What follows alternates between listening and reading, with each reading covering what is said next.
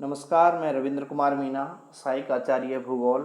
आप सभी का स्वागत है भूगोल की इस कक्षा में। इस कक्षा के अंतर्गत हम विश्व का प्रादेशिक भूगोल पढ़ रहे हैं और उसके अंदर हम उत्तरी अमेरिका महाद्वीप को पढ़ रहे हैं। पिछले लास्ट वीडियो में हमने उत्तरी अमेरिका महाद्वीप में पाई जाने वाली मृदाओं की चर्चा की थी।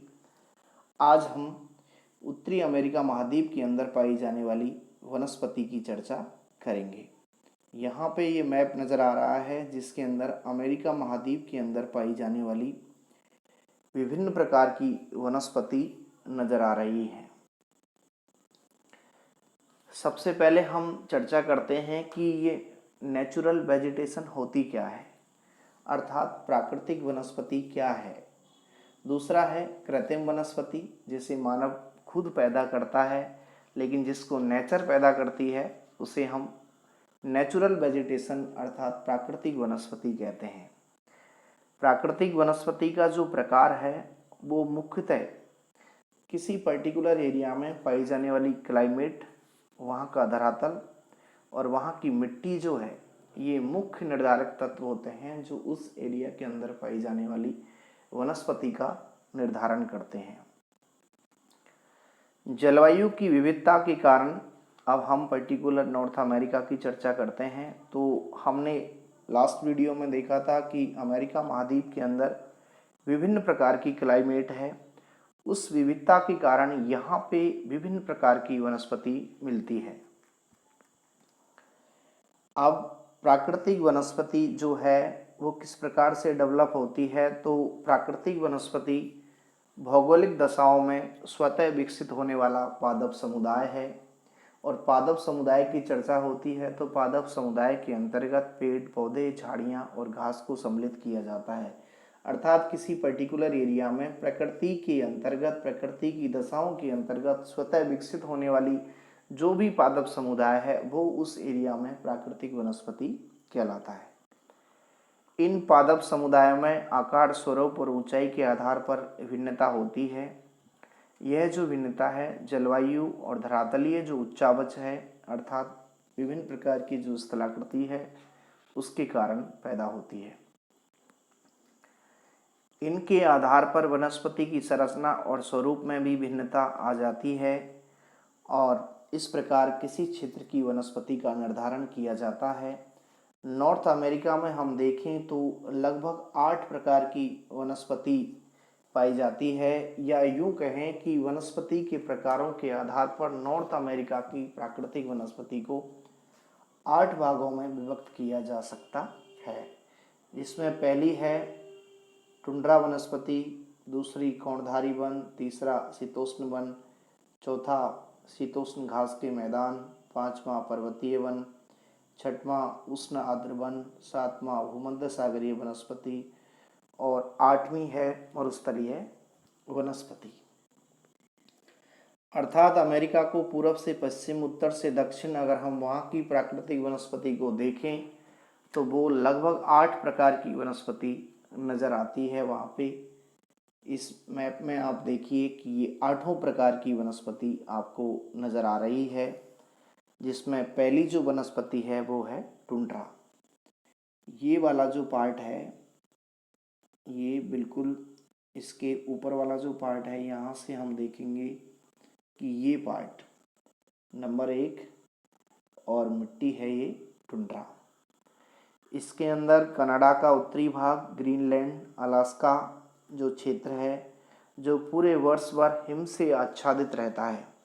और यहाँ पे हमने देखा लास्ट वीडियो में कि मिट्टी है जो कम उपजाऊ होती है, कम विकसित होती है, उसकी वजह से केवल मॉस, शैवाल और काई जैसी छोटी घासें यहाँ पाई जाती हैं। क्योंकि तापमान सदैव हिमांक से नीचे रहता है, वर्षा हिमवृष्टि के रूप में होती है।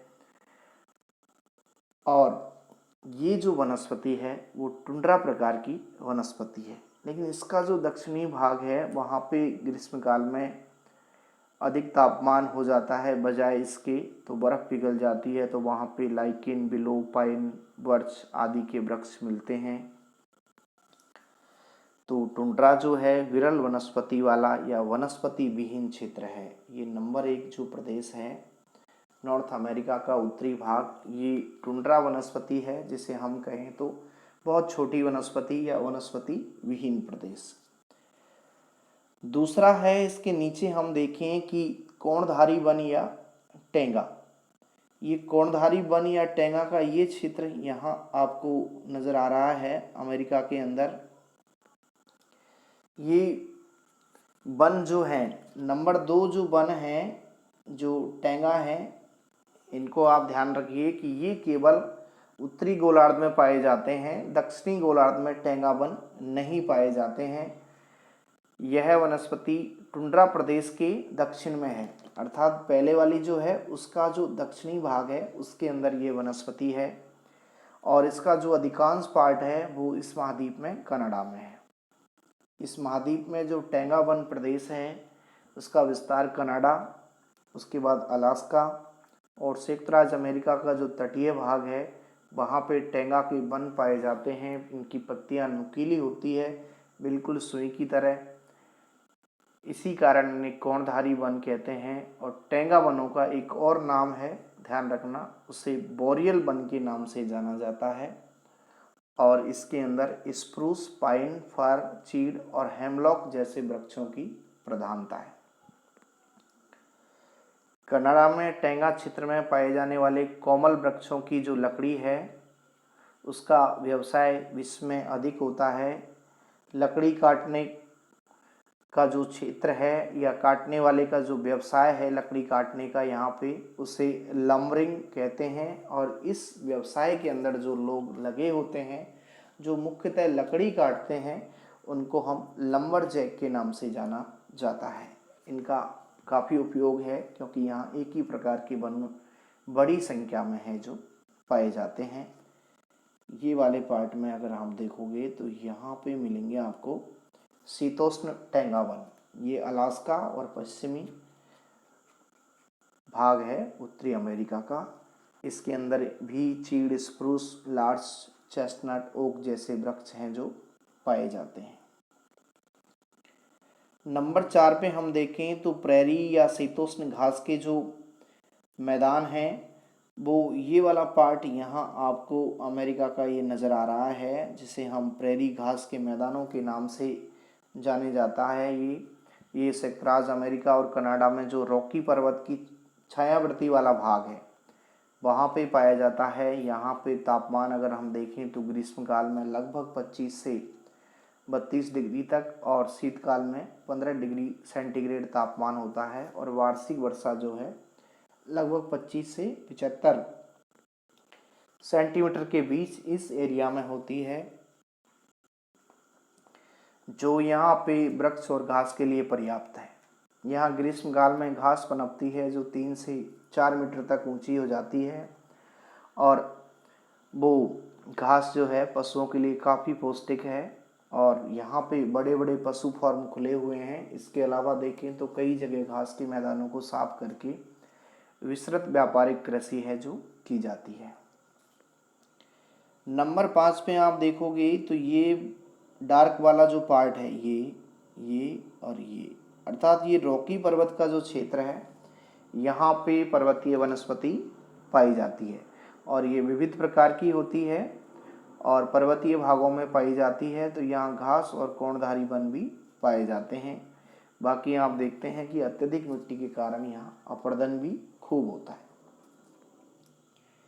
नंबर 6 पे देखें तो ट्रॉपिकल वेट फॉरेस्ट है, उष्ण आर्द्र वन। उष्ण आर्द्र जो वन है यहाँ पे ये मैक्सिको वाला पार्ट है जो, और ये दक्षिण पूर्वी जो पार्ट है नॉर्थ अमेरिका का, उसके अंदर यहाँ पे अधिक तापमान और वर्षा के कारण ये घने जंगल पाए जाते हैं। और ये बिल्कुल जहाँ अधिक वर्षा होगी वहाँ बहुत सघन होंगे और कम वर्षा वाले क्षेत्रों में वन जो है छितरे हुए हैं। ये वन मध्य अमेरिका और मैक्सिको में ओक, मैपल, साइप्रस और पॉपुलर जैसे मुख्यतः वृक्ष हैं जो इस एरिया के अंदर पाए जाते हैं। नंबर 7 पे ये पार्ट आपको यहाँ नज़र आएगा, कैलिफोर्निया वाला इम्पोर्टेंट पार्ट है। और यहाँ पे मेडिटेरियन सी जैसी वेजिटेशन है, अर्थात भूमध्य सागरीय वनस्पति। तो ये उत्तरी अमेरिका के भूमध्य सागरीय जलवायु वाले क्षेत्र जो कैलिफोर्निया राज्य है उसके अंदर इस प्रकार की क्लाइमेट है। यहाँ पे भूमध्य सागरीय जो क्लाइमेट है उसकी विशेषता ये है कि ग्रीष्मकाल शुष्क रहता है और जो पूरी की पूरी वर्षा है वो शीतकाल के अंतर्गत होती है। यहाँ जो रसदार फल हैं उनकी खेती की जाती है, जिसमें हम देखें तो जैतून, अंजीर, नींबू, लॉकलस्ट जैसे रसदार फल, इसके अलावा सदाबहार वृक्ष, झाड़ियाँ, ओक, चेरी और सुबक के वृक्षों की प्रधानता होती है।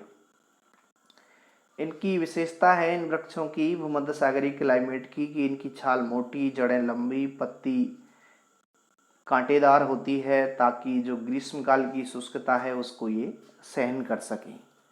और फिर लास्ट है वो है मरुस्थलीय मिट्टी, जो आपको अमेरिका के एक बड़े से पार्ट में पश्चिम की तरफ नज़र आ रही है कि डॉट डॉट करके।